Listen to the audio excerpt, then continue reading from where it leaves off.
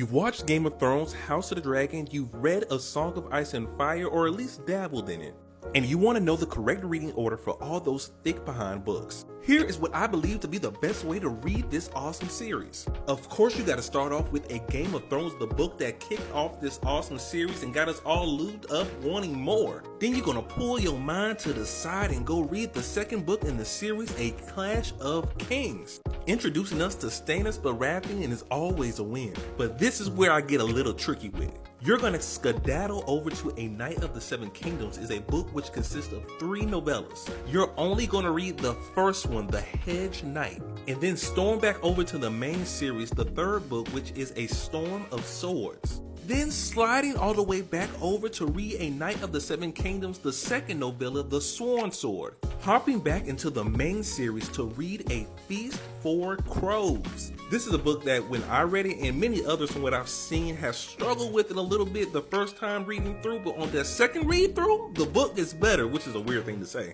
Before sliding back over to A Knight of the Seven Kingdoms and reading the third and final novella in this book, The Mystery Knight.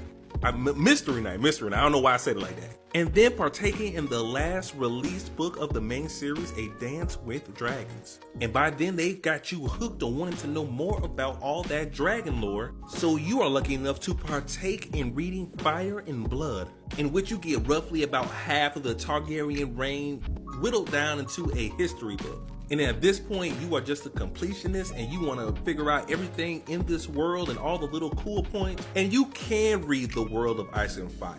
Now, there are 2 other writers who worked on this book, so not all of it comes from George R. R. Martin, but he did, give it all the go-ahead.